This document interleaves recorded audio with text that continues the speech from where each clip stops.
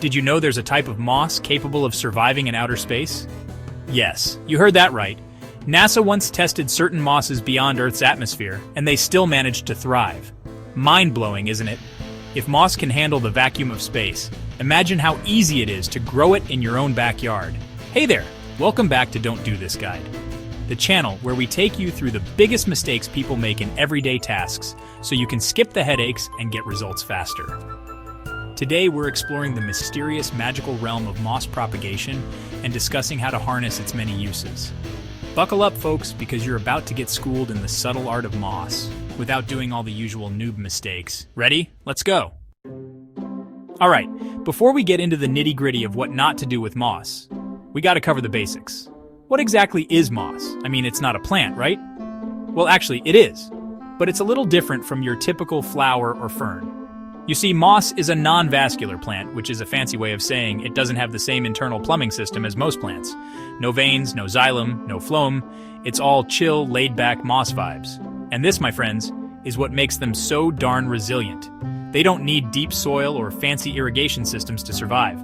They're like the camels of the plant world, super adaptable and able to thrive in some pretty extreme environments. Now, there are tons of different types of moss out there. Over 12,000 species to be exact. You've got your classic sheet moss, which looks like, well, a lush green sheet. You've got your cushion moss, which forms these adorable little mounds. And then there's haircap moss, which looks like, well, you get the idea. But the important thing to remember is that all mosses share some common characteristics. They reproduce through spores instead of seeds. They absorb water and nutrients through their leaves. And they're generally pretty low maintenance. But don't let that fool you. They can be a little finicky if you don't know what you're doing. Let's address the elephant in the room, or rather, the moss, on the north side of the tree. There are a lot of misconceptions floating around about these little green dudes, and it's time we set the record straight. One of the biggest myths is that moss only grows in the shade. While it's true that many species prefer shadier spots, there are plenty of mosses that can handle a bit of sunshine. Another myth is that moss is harmful to trees or other plants. This one's just plain wrong. Moss is an epiphyte, which means it grows on other plants for support, but it doesn't steal nutrients or harm its host. It's like a respectful tenant, just looking for a nice place to hang out. And finally, some people believe that moss is difficult to grow. Okay, this one might be partially true, but only if you're making rookie mistakes. Okay, now for the moment you've all been waiting for, the don'ts. First up, overwatering. I know, moss loves moisture, right? But there's a fine line between keeping it damp and drowning the poor thing. Overwatering can lead to root rot and other fungal diseases, so it's crucial to find that sweet spot. Next, using the wrong substrate. Moss isn't too picky, but it definitely has preferences.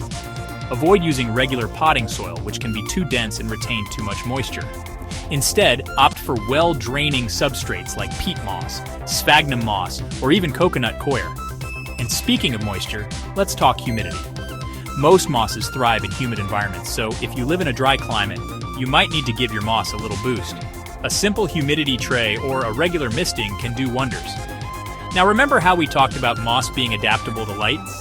Well, that doesn't mean you should stick it under a grow lamp 24/7. Too much direct sunlight can actually scorch the moss, so find a nice, indirectly lit spot for your little green friends to hang out. And lastly, don't be afraid to experiment. Every moss species is unique, so what works for one might not work for another.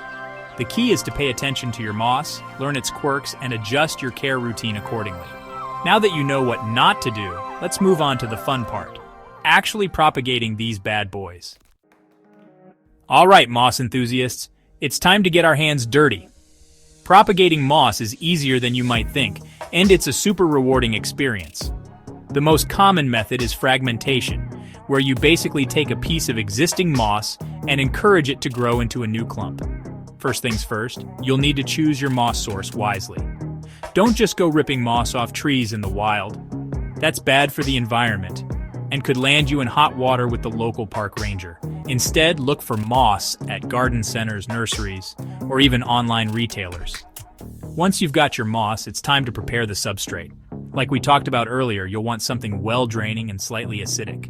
A mix of peat moss, perlite, and a bit of vermicast is a great option. Now gently break apart the moss into small pieces, making sure each piece has some rhizoids, those little root-like structures that help it attach to surfaces.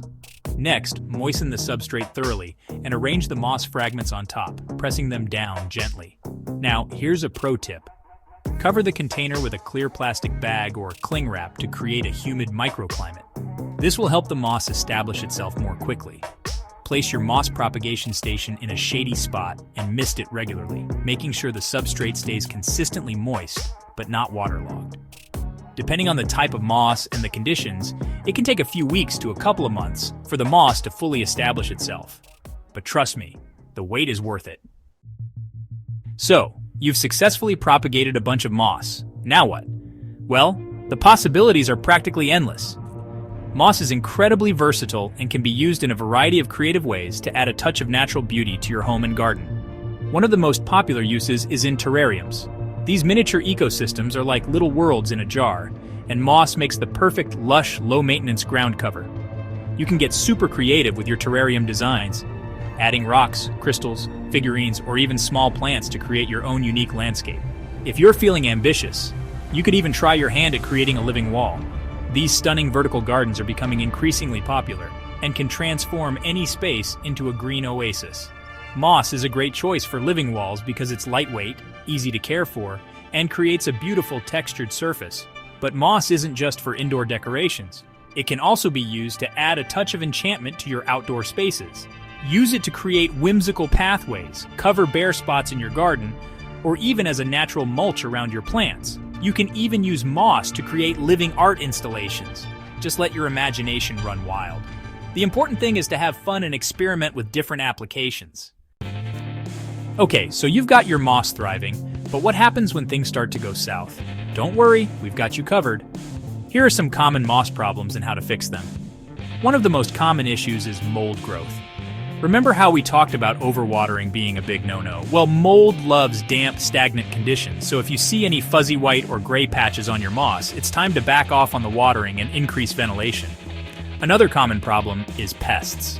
While moss isn't particularly susceptible to pests, it can still attract critters like fungus gnats or slugs.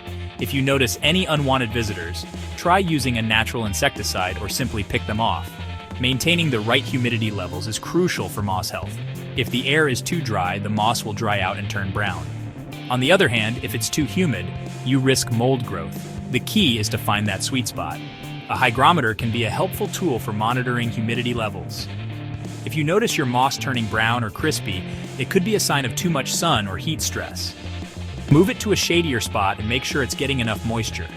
Yellowing moss could indicate a nutrient deficiency.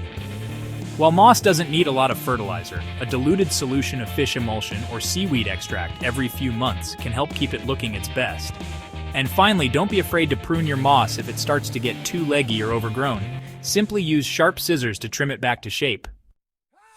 Congratulations!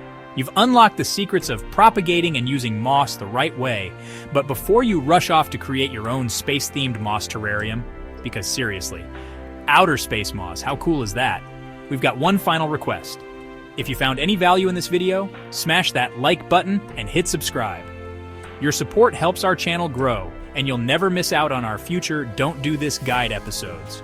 So go forth, fellow moss enthusiasts, and cultivate your magical green carpets with confidence.